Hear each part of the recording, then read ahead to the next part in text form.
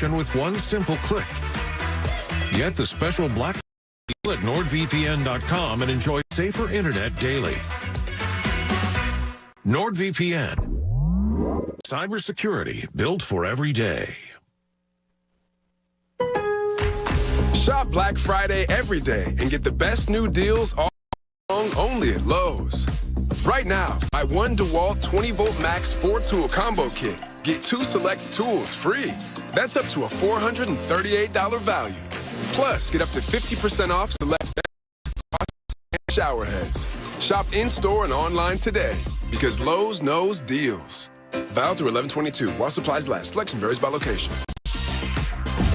Staples is serious about gaming. And Staples Black Friday deals were even seriouser. Save $50 on the Xbox Series S with 3-month Game Pass Ultimate Bundle, now just $249.99 at Staples. Plus the Emerge Vortex is only $119.99, a savings of $140. Discover savings on gaming today at Staples. Xbox offer available online and select stores only while supplies last. Limit 1, ends 11/27. Share offer in store only, ends 11/25. iPhone 15 Pro on Verizon. Black Friday starts now. Trade in any iPhone in any for the new iPhone 15 Pro with titanium, Apple Watch SE, all on us with Ultimate. Go to your local Verizon store now. iPhone requires unlimited service plan required for iPad and Apple Watch. $999 or full retail purchase with new smartphone line required first.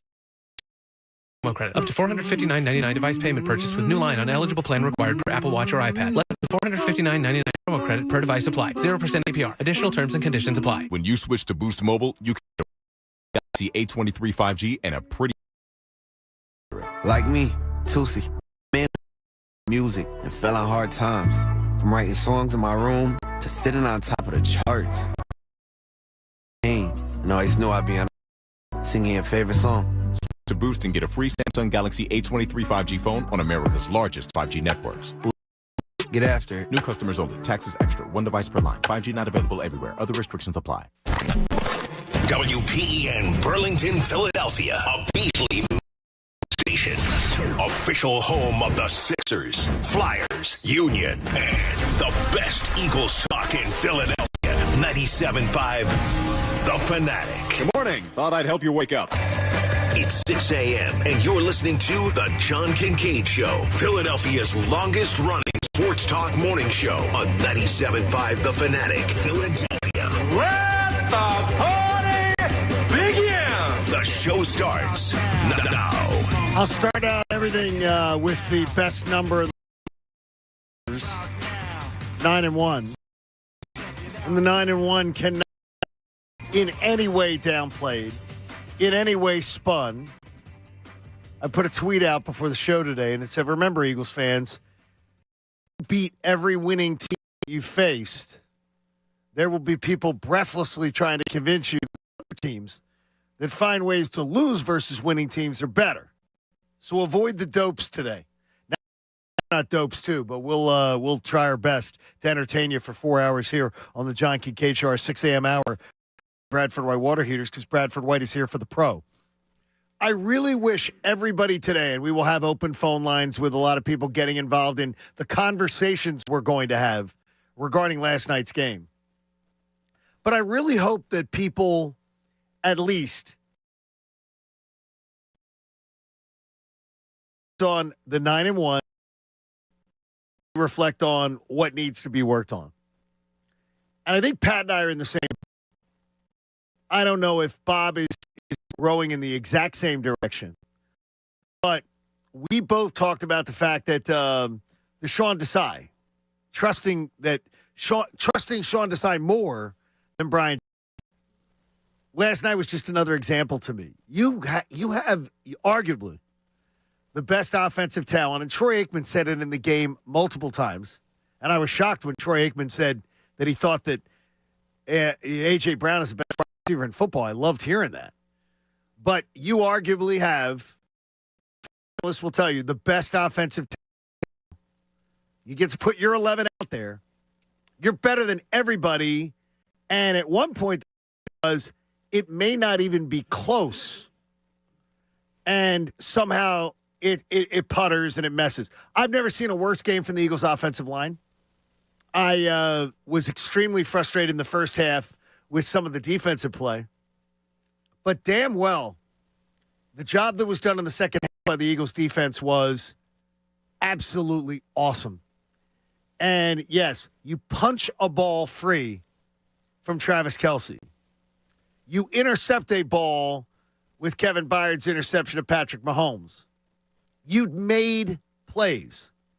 There were things that the did to shoot themselves in the foot, but you made plays, and you made big plays that helped somehow lead you to victory. I will tell you this. Bob may have since we're working for the same sort of memory bank as far as game-wise, I never remember a game where I thought against a really good team where the Eagles played and won. Honestly, the 9-1 is all I give a damn about. It's you got the win, you did what you needed to do, but again, that was the weirdest game. That was one of the weirdest games I've ever witnessed as an Eagles fan, ever. Yeah, game gets over, and I put on the post game, and I found I was kind of sitting there laughing or with a smile on my because here's what my thought was. Man, I'm glad I'm not in my old profession and I have to write a story about this game because I don't know the story of this game. You can go factually in and out of what happened, the stuff that you just labeled, the good that the Eagles did, the bad that they faced all night, the bad 4 drops in the fourth quarter alone by the Kansas City Chiefs. And a couple of them ridiculous. egregious. A couple of them were egregious. Oh, God, yeah. I don't know. I went when I went into the room finally. My wife was asleep. I said she kind of rolled over. I said, I can't believe the Eagles lost. She goes, yeah, I knew it. You could tell by the way they were playing they were going to lose. And I said, no, they actually won. And she's like, well, you're an idiot. And turns out, whatever.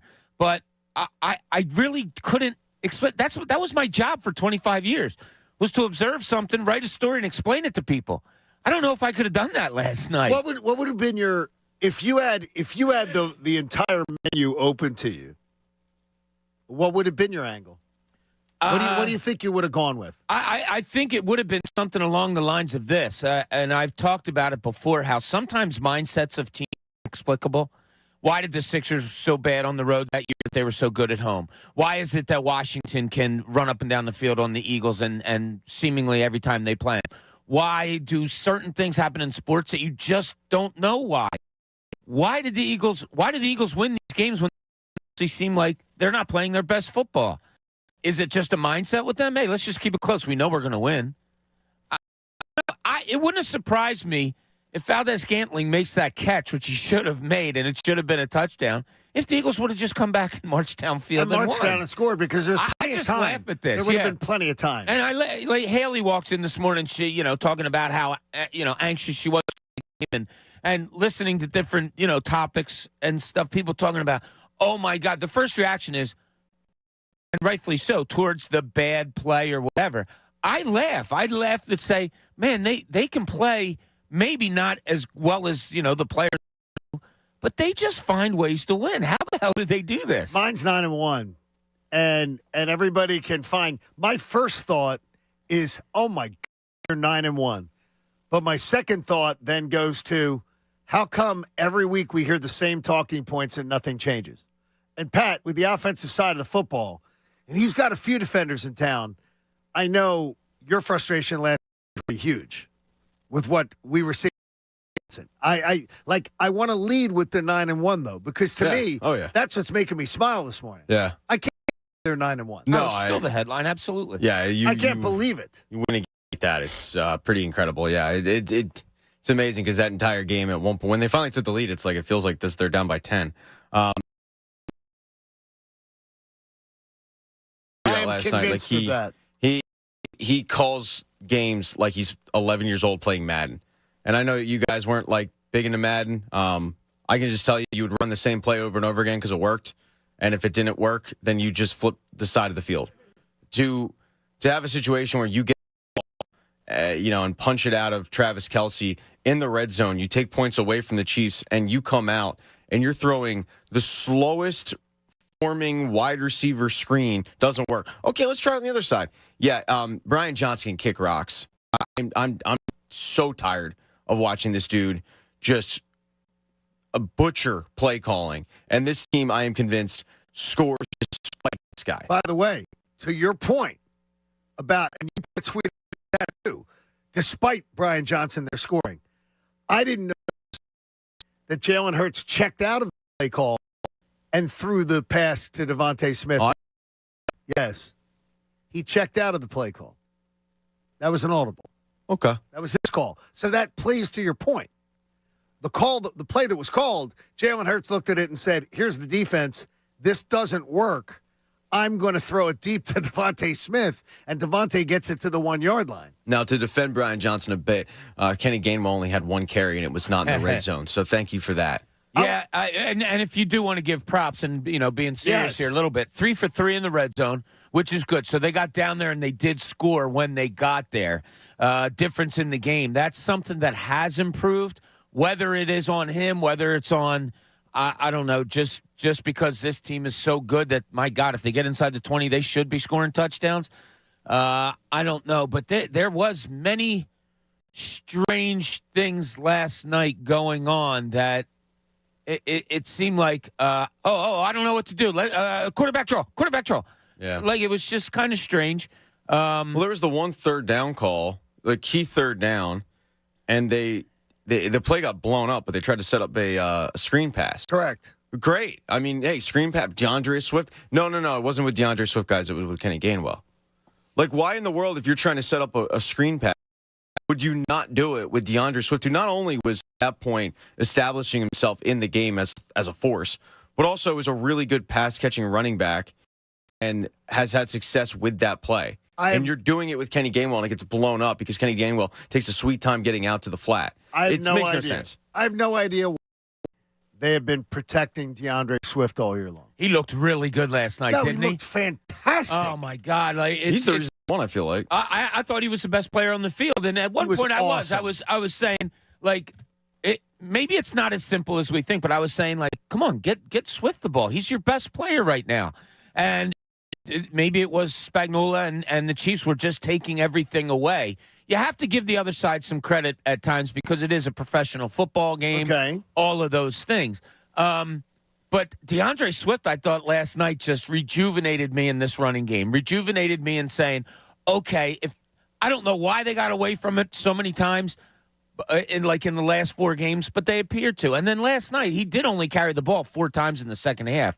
But the Eagles only had 54 plays altogether. They were DeAndre Swift this morning wakes up with 888 total yards of offense. And I don't think they've used him enough, Pat. I mean, 888 yards of total offense on the year. He may be at a 1,000-yard season before Thanksgiving. I mean, before we turn the calendar to December. Well, let's remember, too, what happened last year with their starting running back. I mean, Miles Sanders wasn't Miles Sanders when they went into the playoffs. So if you're Nick Sirianni, you might be looking at it like you need to kind of hold him back a little bit because you don't want to run him into the ground because going into the playoffs last year, number 1 running back was banged up. Kenny Gainwell was kind of your go-to guy. So that might be one of the reasons why. It's just because of what happened last year. But, yeah, it seems like every time he does touch the ball, you see why the guy was a pretty high draft pick. The stat whisperer, Bob Cooney, yesterday said he wanted 100 yards out of DeAndre Swift. He wanted it on the ground, but he gave you 107.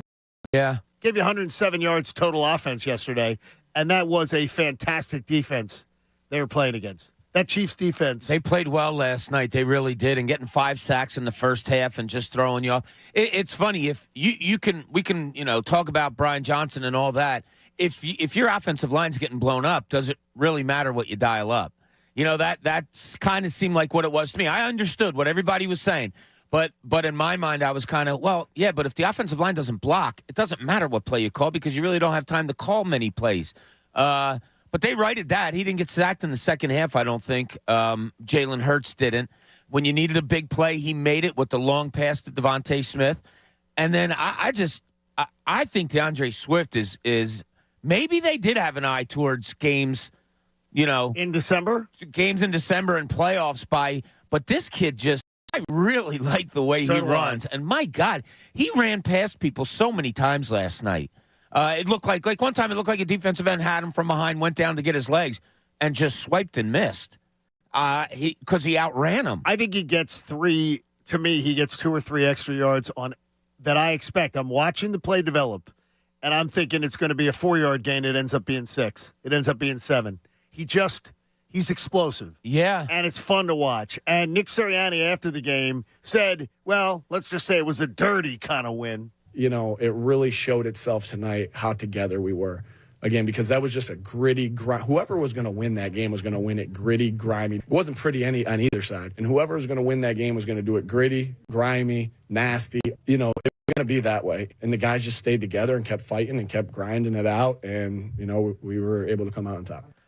Also, the stat whisperer, you said all week long, you said for 2 weeks, you know, the Chiefs haven't scored in the second half 2 weeks in a row. There's something going on there. Yeah, they haven't scored that? 2 weeks in a row. That's wild to me. It is. Patrick Mahomes. Eagles did make adjustments. I thought Byard played really well. Oh, he had a great game. Roby, I think they're really confident with him in the slot. You started to get a pass rush. It's a shame that you couldn't contain. And part of it, I think, is rushing the 4. You're just leaving too many crevices for Patrick Mahomes to be able to sift through and be able to make plays. And my God, is he able to avoiding pressure. But all in all, when you look at the numbers, it's funny. If I would have handed you the final numbers of the game without the final score, I would have said they lost. All of us would have been like, oh, geez, so what is that?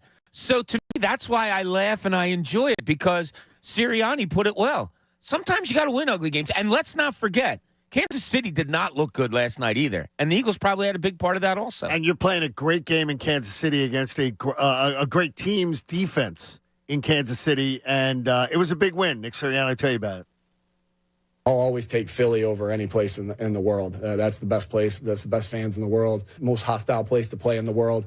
I've been on that other sideline up in Philly, and I was on the sideline today. There ain't no place tougher in Philly. But this is a close second. And so to get a win here against the team that we played in, a really good team, you know, with 3 guys over there, I could argue are 3 of the best players in the world, with Chris Jones and Travis Kelce and Mahomes. Again, gritty, grimy, and grimy was the word. That was the words of the night, and it really was. I've never seen an Eagles game like that. I can't think of a game. Strange. It was weird. It was weird the whole night. It was surreal watching that game. But again, 9-1 is the only thing that matters to me this morning. I wake up and I like you, Bob, I chuckle and say, okay, I never want to hear the word gauntlet again. Look, it's not this Eagles team. Different. They're different. And right now, you've made it where in the next 4 games, if you go 2-2, you're going to be fine.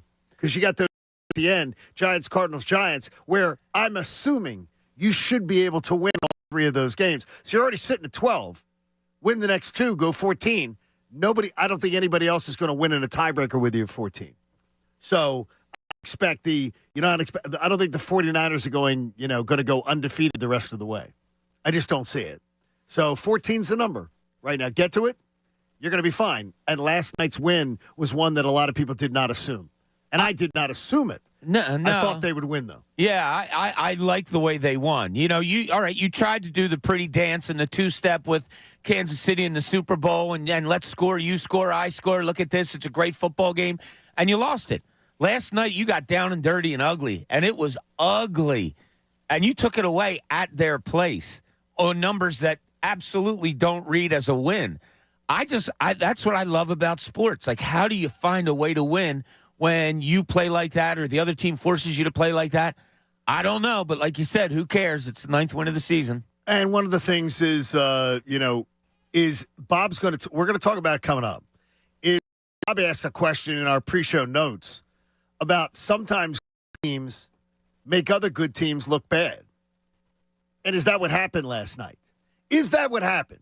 Did the Eagles make the Chiefs look bad? Did the Chiefs make the Eagles look bad? Is it just a gritty, grimy win, or do you have bigger concerns? I got to tell you this. There are going to be people who will endlessly, breathlessly today try to convince you that the Eagles, who beat the Dolphins and the Cowboys and the Chiefs, they're going to try to convince you that lose games are somehow better. I think it is no logic. I think it's good, and I think you should ignore them because it makes sense. We'll get to that question. Sometimes, did the Chiefs just make the Eagles look bad and the Eagles make the Chiefs look bad, and that was why the game was so ugly? Or do you see something more to it? We'll open up the phone lines to you. 610-632-0975. The John Kincade Show. 9-1